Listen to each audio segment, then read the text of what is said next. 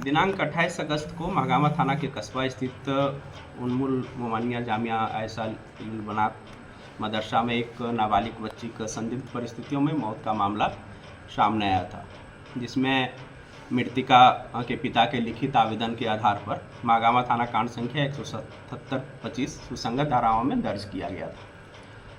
मामले की गंभीरता और संवेदनशीलता को देखते हुए पुलिस अधीक्षक महोदय गुड्डा के द्वारा मेरे नेतृत्व में एक एसआईटी टीम का गठन किया गया था और गठित एसआईटी टीम के द्वारा अनुसंधान के दौरान जितने वैज्ञानिक, तकनीकी और मानवीय सूचना से संबंधित तथ्य आए, उसका गहराई और विस्तृत से विश्लेषण किया गया है और एसआईटी टीम के समक्ष आए तथ्यों के आधार पर अभी तक का जो अनुसंधान प्रगति है वो इस प्रकार है कि मृतका के शव का विधिवत अंत्य परीक्षण करवाया गया था।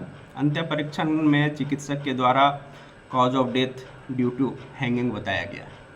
इसका पोस्टमार्टम रिपोर्ट मृतका के परिजन को उसी समय उपलब्ध करवा दिया गया था। दूसरा है कि घटना स्थल पर जो फोरेंसिक एक्सपर्ट को हम लोग बुलाए थे, उन लोग भी साक्ष्य संकलन का प्रयास किए, साक्ष्य संकलन का प्रयास किए।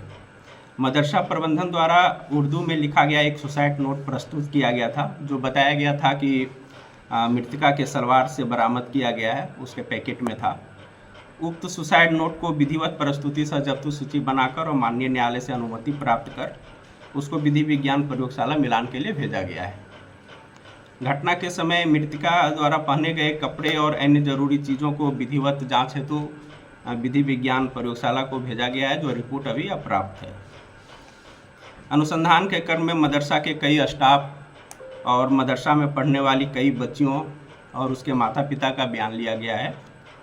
तकनीकी अनुसंधान में आए कई संदिग्ध नंबरों और उससे संबंधित व्यक्तियों का सत्यापन कर पूछताछ भी किया गया। जो महत्वपूर्ण बातें आई है वो इस प्रकार है कि अनुसंधान के क्रम में कुछ बच्चियों ने यह बात बताई कि 17 अगस्त को बच्ची घर से 2-3 दिन के अवकाश के बाद वापस आई थी, तो वह परेशान रह रही थी और लगातार 2-3 दिन वह मदरसा में रो भी रही थी। साथ ही कुछ अपने दोस्तों के पास ऐसो आत्महत्या करने की भी बात बोल रही थी। उसके दोस्तों से पूछताछ करने पर ज्ञात हुआ कि मृतका की माँ मृतका को प्रत्येक बात पर रोक टोक करती थी, जिसको लेकर मृतका काफ़ी परेशान रह रही थी। यह बात मृतका ने मदरसा में पढ़ने वाली अन्य छात्राओं, जो अपने उसके क्लोज फ्रेंड थी, उन लोग को बताई थी।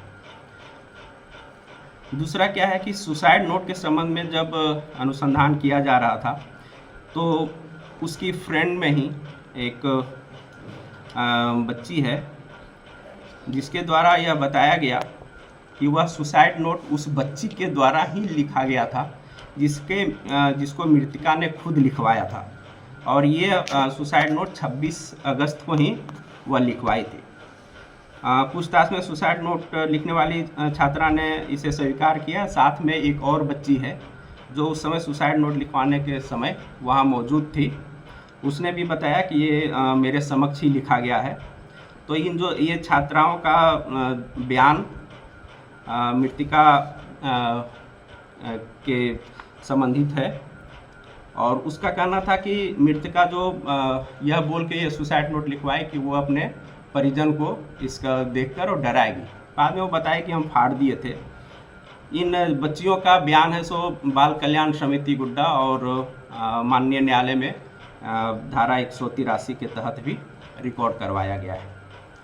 अनुसंधानकर्ता उक्त बच्ची जो बोली है कि मेरे लिखावट में है, तो उसका भी जो विधिवत रूप से उसकी जो लिखावट है और सुसाइड नोट है उसका भी जांच करने के लिए हम लोग विधिवत उसको भेजेंगे। एसआईटी टीम इस मामले में अन्य बिंदुओं पर लगातार जांच कर रही है और जितने तथ्य सामने आ रहे हैं उसमें अनुसंधान कर रही है और जितने भी तथ्य इससे संबंधित आएंगे भविष्य में भी उसमें हम लोग इसको गहराई से और विस्तृत रूप से अनुसंधान करेंगे और अन्य तथ्य सामने आते हैं तो हम लोग अग्रतर विधि सम्मत कार्रवाई करेंगे।